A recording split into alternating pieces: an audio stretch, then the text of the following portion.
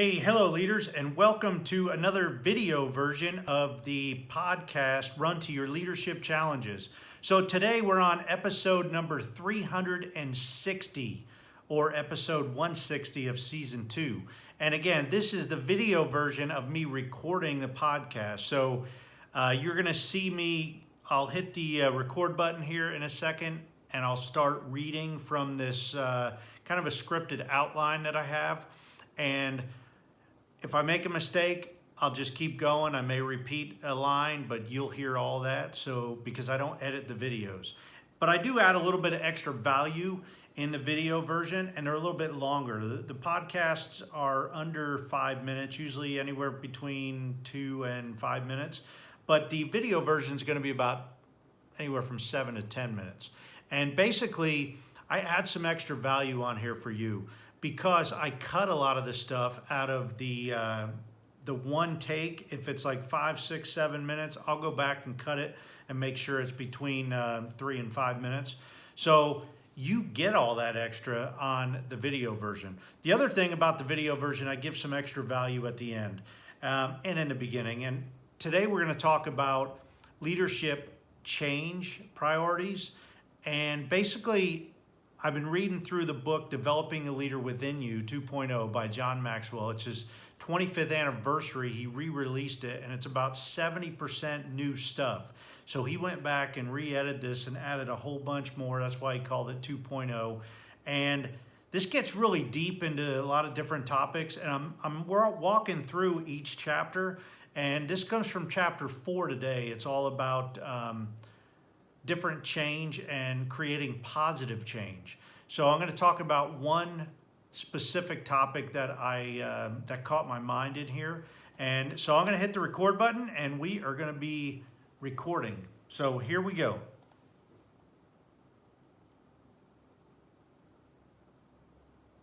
Hello leaders, and welcome to Run to Your Leadership Challenges. So today, let's talk about leadership change priorities. I'm continuing with my reading through John C. Maxwell's book, Developing the Leader Within You 2.0. And chapter 4 talks about how leaders can create positive change. One area in the chapter that really caught my attention was one part that talked about the importance of adjusting your priorities in regards to change.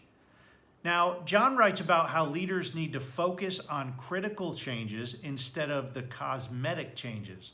And basically, he says that the cosmetic changes are they're really easy to change, but they're only really the surface changes. Instead of he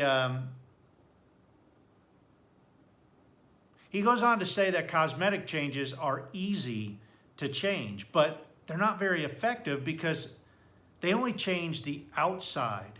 Critical changes, on the other hand, are more difficult to lead your team through because they are changes that occur inside and therefore have a lasting impact. Another part of the chapter that I really loved was when John talks about notifying key people. I love this part so much because if your key people aren't on board, man, you're going to have a very difficult time having your entire team accept the change. You need your key people to be on board. John tells us to meet with your key people one-on-one or in a very small group setting, to include them early on. So include them in the early stages, get them involved, and that way it's going to get ownership, and that way they're going to feel ownership. They're going to have that buy-in to the change. Personally, I think getting buy-in from your key players is the make or break step in your change. You absolutely need your key players to buy into the change, or I don't think it's going to be successful. So what changes are you going through right now? So let me ask you, what changes are you going through right now? Do you have buy-in from your critical people? If not, start having those one-on-ones with them and explain the benefits of the change. Allow them to have an opportunity to ask you lots of questions. Help them understand the need for change. Then, once they accept it, man, then it's time to dive into your critical changes so you have change that stands the test of time. Hey, that's it for today. As a quick reminder, I still have some seats available in my 8 a.m. Central Standard Time mastermind group that will begin on April 21st. That will begin on April 23rd, and it'll only be 4 weeks long. The cost to you is nothing. It's absolutely free, with the exception, the only thing you got to do is buy the book. If you're interested, please email me today. My email is paulgrau, that's PAULGRAU, at currentleadershipcoaching.com. And these last 4 days, if you've been listening to the podcast, that's the 4 chapters that we're going to cover in this 4-week mastermind. We're going to cover the first 4 chapters of John Maxwell's book, Developing a Leader Within You 2.0. And man, I'm looking forward to this. The nighttime one is all filled up. I'm just looking for a few more people to fill up the 8 a.m. one. So if that's you, please email me today. I'd love to have you in there. As always, thank you for listening to this podcast and this show. I know you have a lot of choices out there, and I appreciate you for listening. Have a great rest of your day. And until tomorrow, run to your challenges. Okay, so I am finished recording. What I'll do now is I will go back, I'll edit that down to about probably 3 minutes, because I think that was a little over 4 minutes. I'll edit that down, but you're gonna get some extra here.